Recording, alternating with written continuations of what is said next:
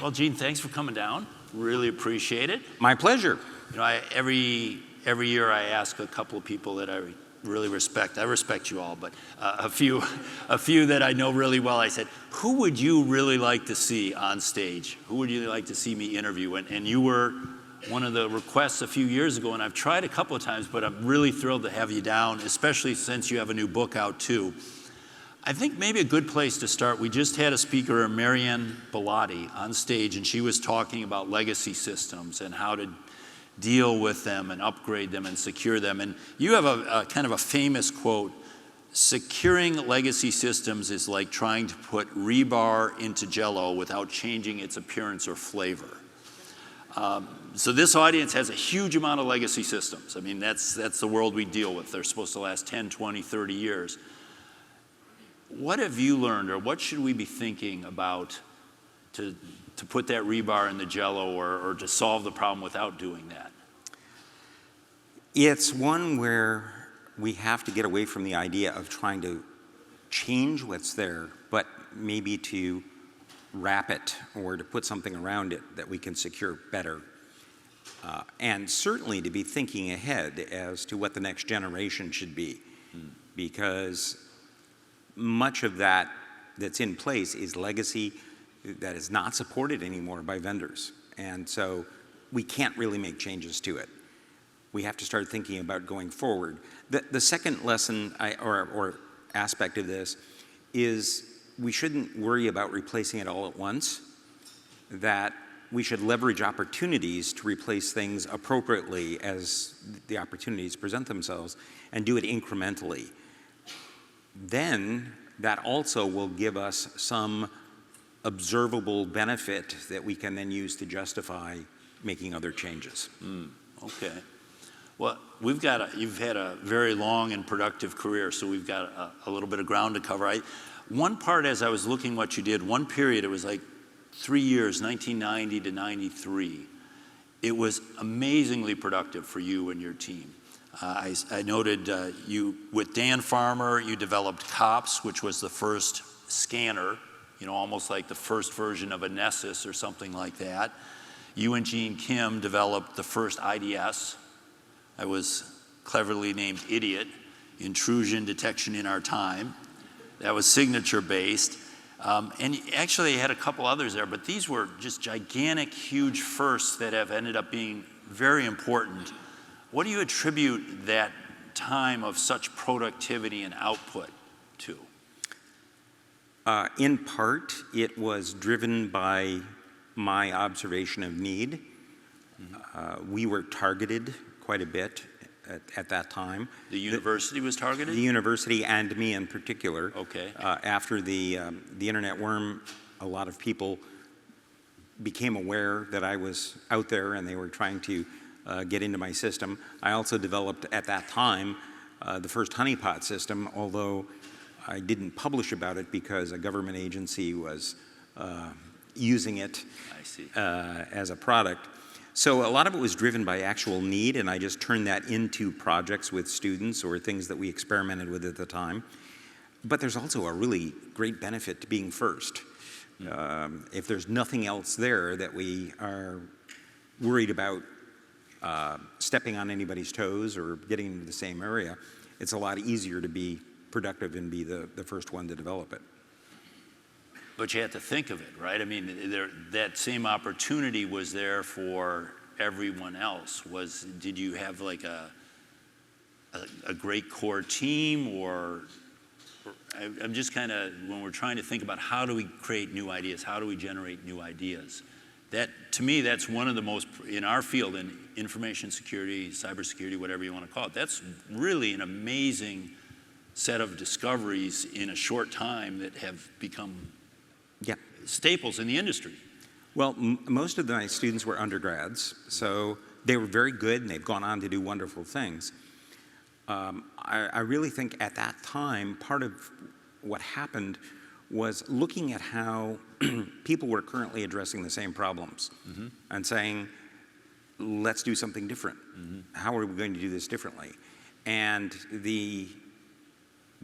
sort of what was common at the time were two approaches. One was formal verification of systems, and you've been in the field long enough, you remember back to those days, which was not practical, and still to this day is practical for some limited circumstances, but not generally.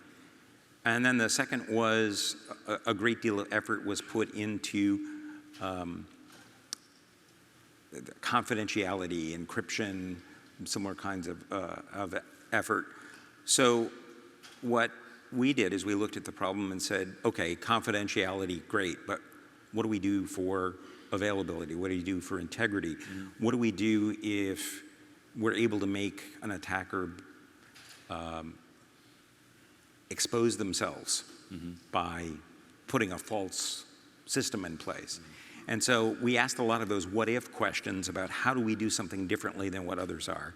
And that's where the inspiration really came from. Okay. In one of it, it's been a while ago, so I'm curious if you still feel this way, but you said a computer science degree should include a course in psychology. Do you still believe that? And if so, why? Yes, I do. And in fact, our interdisciplinary information security degree now includes psychology as an option. And I just recently have created and am teaching a course that includes some of this. And the book has some psychology in it about innate biases and misconceptions.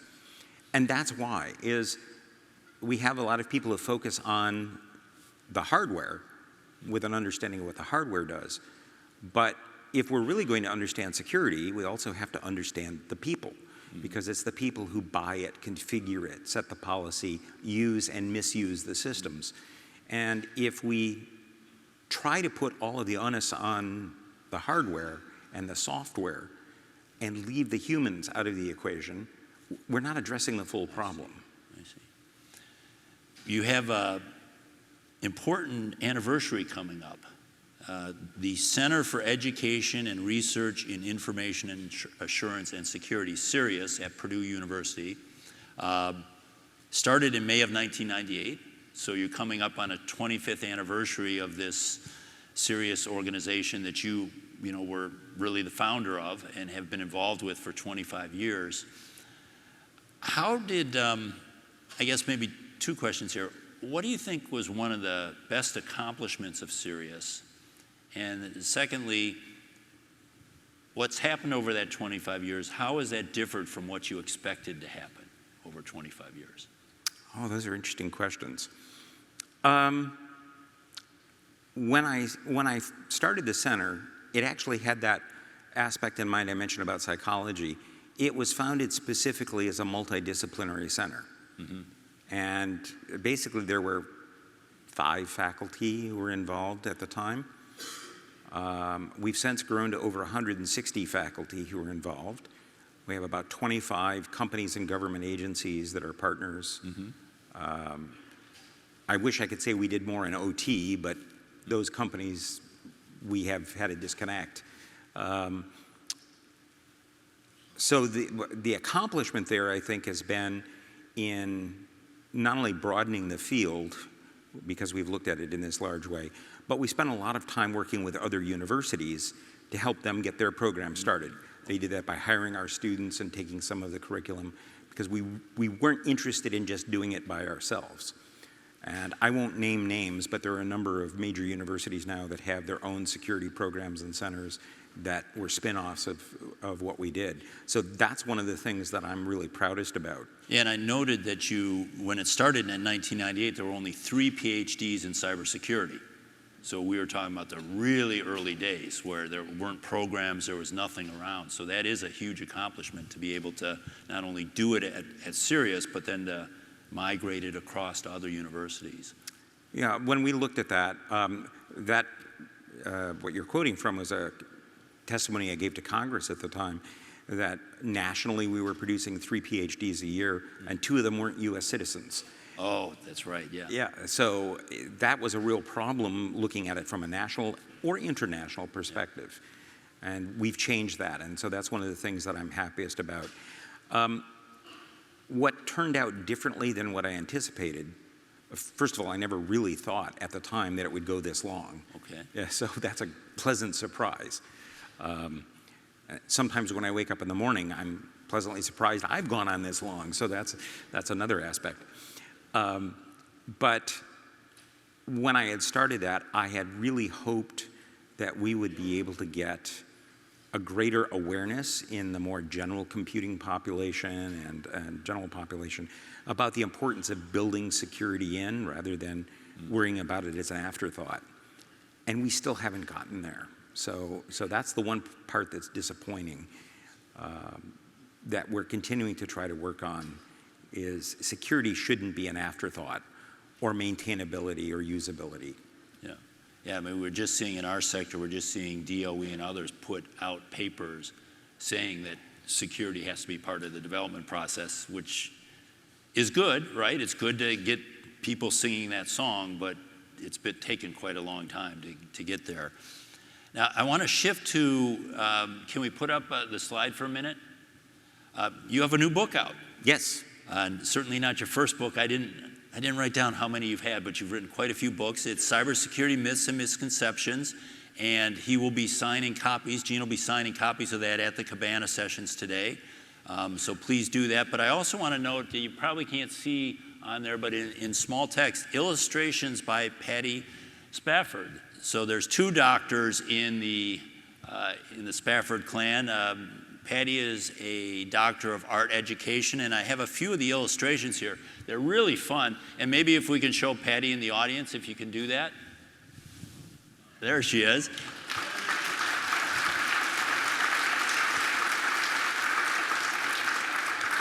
The book is full of them. I had a hard time just picking 3. They're really good.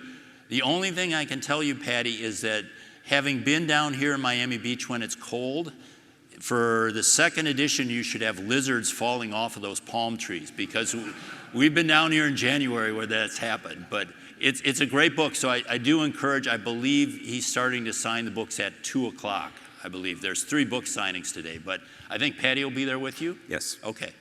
Okay, you can take the slides down. But this book is really interesting. There's 175 myths, biases, and misconceptions. So he goes through these, you and your co-authors go through these and knock them down. And some of them I thought were very interesting for this audience. For example, you had one myth, cyber offense is easier than defense. You still believe, well, you must, you just published a book, so you still think that's a myth. It is. It is. And maybe explain why you think that. Cyber offense, if you're certainly going against a naive and unprotected target, is simple. But to do it well and not be discovered and achieve goals, particularly with the elements that are available, requires a lot of expertise and investment in time and effort. And from the defender's point of view, we're thinking, oh, we have to defend everything. Mm-hmm. And the people, the entities working offense only have to find a problem and we have to defend against all of them. It doesn't really work quite that way because whoever's doing the offense needs to know where to look for that one problem. That's not simple. Mm-hmm. And if you do a good job defending most things, whoever's doing the offense is going to have to put in a lot of effort. Now, it's true that there are some entities that have the resources to put in lots of effort, nation states, some organized crime, cartels. But as a defender, it's a tough job, but it's not necessarily that much more difficult than offense. Related to this, and maybe a little tougher for me to get my mind around, but you say you have a quote, you've said, I think it was in the book and other place, you say there are a lot of people who believe that the only way you can protect a system is to know how to break into it. And I really firmly reject that. You say that, but you've spent a lot of time understanding how people break systems, right? You know, with your forensics work, for example, on the Morris worm and many, many times since that. Do you still think that you can protect a system without knowing how it could be broken? And if so, why spend so much time trying to understand how people break things?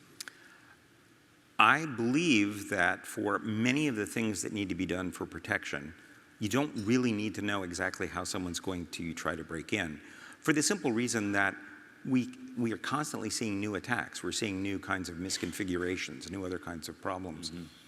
So if you understand the basic skills that are involved in protection and detection, system configuration, you can do an outstanding job of defense against the majority of kinds of problems that may occur. But I know ways of getting into systems, for instance, insiders, supply chain attacks, deception attacks, that are really kind of esoteric.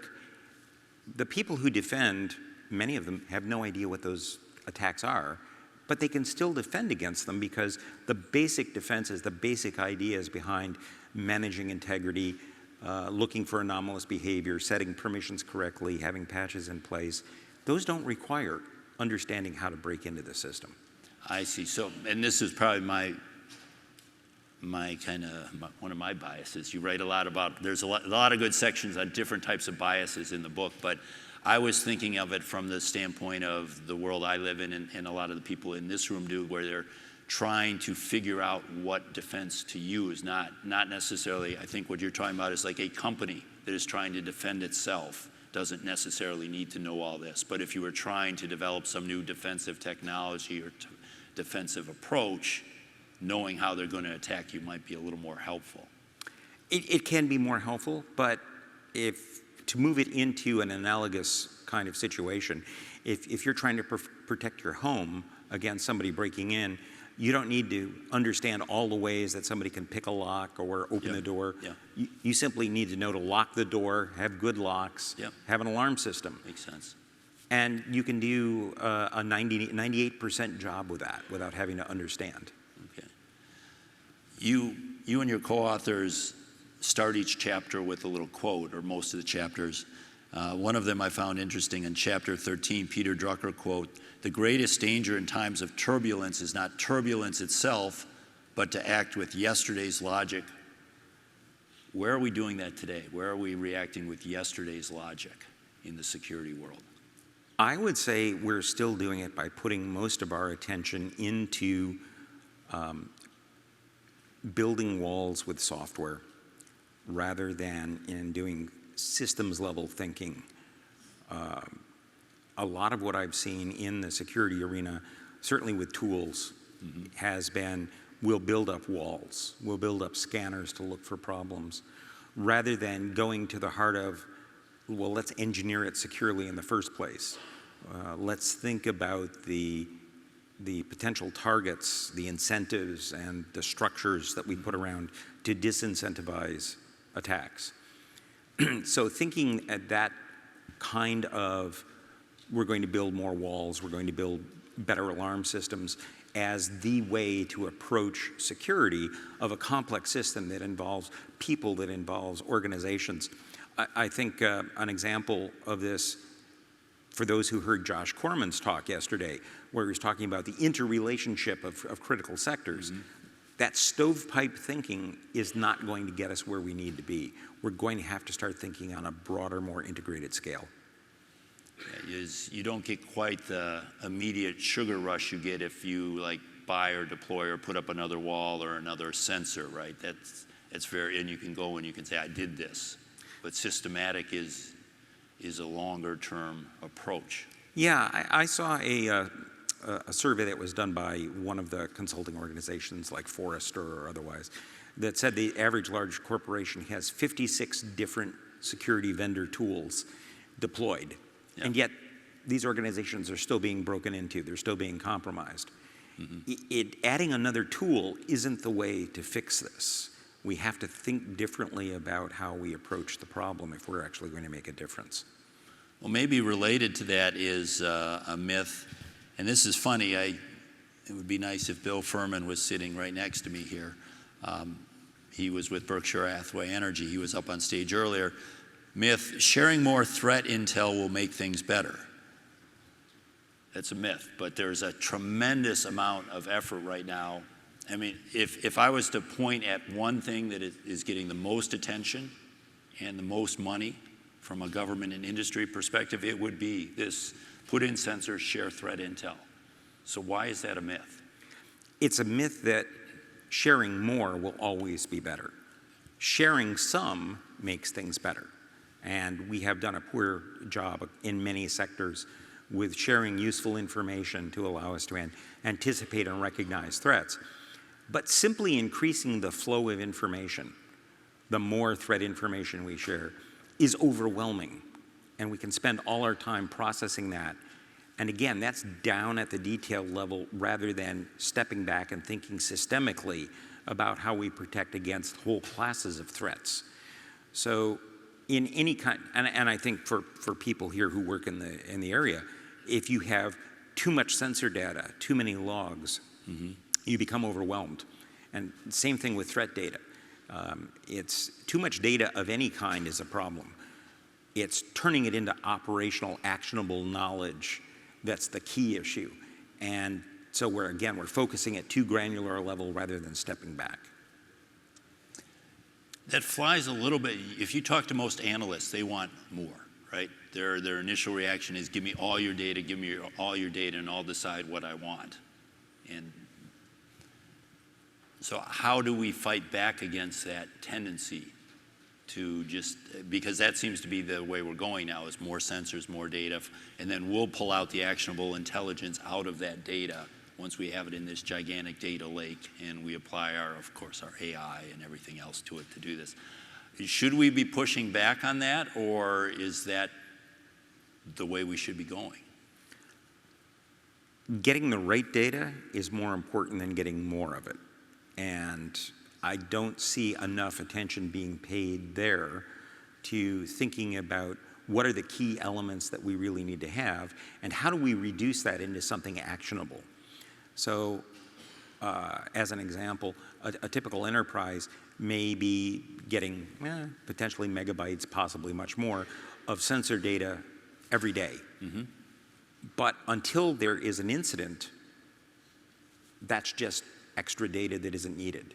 And then if an incident occurs, being able to pick out the right things is very important. So simply more data isn't the solution. It's understanding what's the right data and getting it into the right hands. That's probably where I think one of the next areas of industry development is going to be. If we step back and we look at, for instance, what intelligence agencies do, they collect huge amounts of information, but they have a lot of analysts who do the sifting, or they have a lot of tools that do the sifting. The people who make the decisions about what to have happen generally have that boiled down to just a dozen pages at most as to what's actually significant. We have to have that kind of mindset if we're going to succeed here, because there's just too much going on and too much data. As I mentioned, there's 175 of these. I have a couple more on my list, but do you have a favorite one or two, like that you might think might be applicable? You've talked to some of these people. It's an audience of people that are running or helping secure control systems. Do you have a favorite myth or something? Well, I have two, and one sort of goes to some of my earlier comments, which is that the user is the weakest link, and that is really wrong. It's convenient to blame it on the end users, and many of us who work in security feel very protective about our hardware and software defenses, and so it must be somebody else is screwed up. But if we turn that around and say, well, why are people a problem in some circumstances?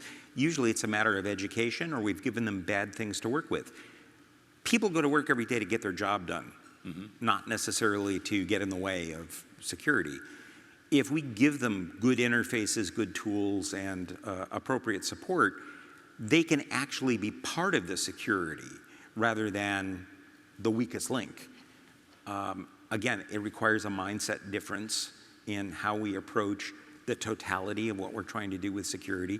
If we think in terms of being a team rather than us against them, we're more likely to have good results. And the second myth. Before you get to that, I just had a question on that. I do want to hear the second one. We're finding in our field now that as we're becoming more security aware, again, it used to just be this little thing hidden behind that no one talked about and no one touched, but now we're realizing it's all interconnected, so we're getting more involved. And we're starting to ask all sorts of different roles to do more in security. So as things come up, we're saying, oh, now operators need to know this, and engineers need to know that, and every role is getting these things. can that succeed? Should we be asking them to do more, or should we be trying to reduce what we're asking them to do? We need to focus more, and we perhaps need to stratify some. Not everyone needs to be an expert in everything.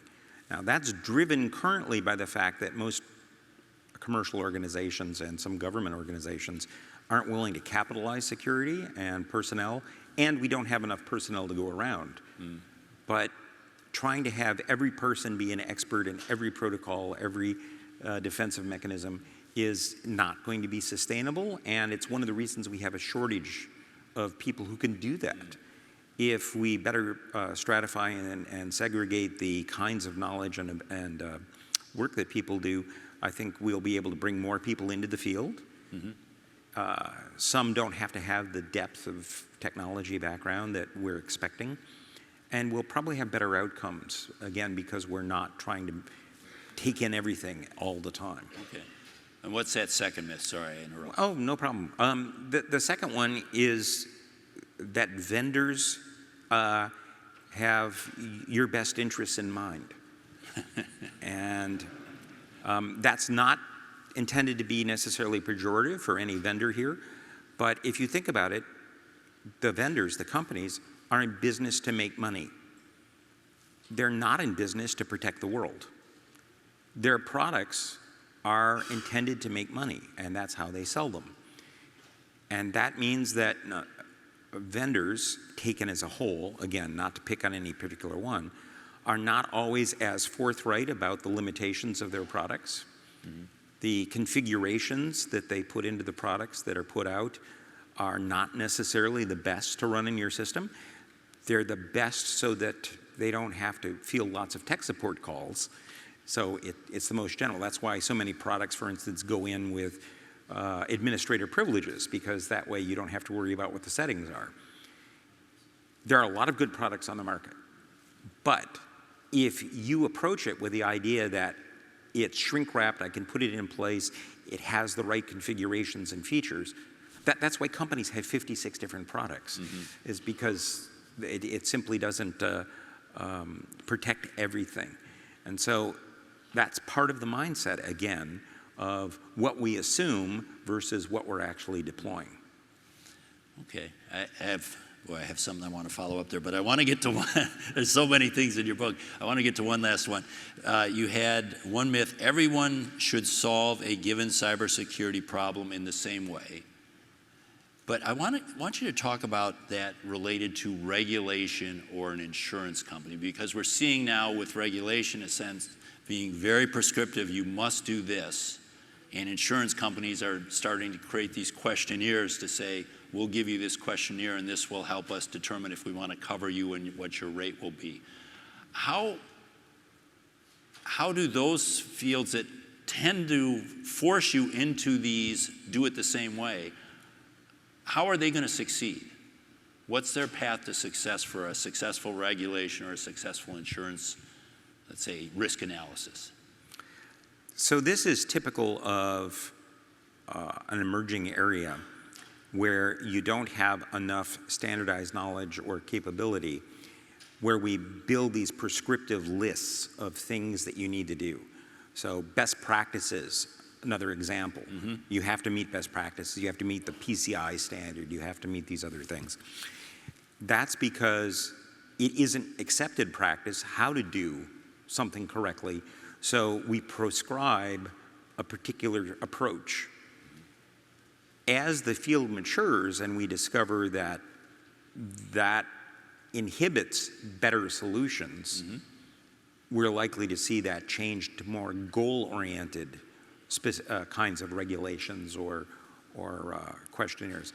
The insurance companies have it particularly difficult because we don't have good metrics, we don't have good actuarial information, and insurance companies aren't in the business to lose money.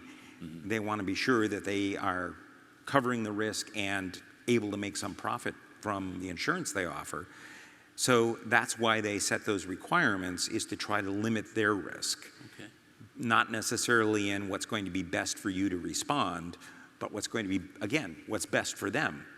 And when we think about that, we need to think in terms of what is it they're really optimizing for, and how do we change the environment so that it's optimized for mutual benefit. Okay.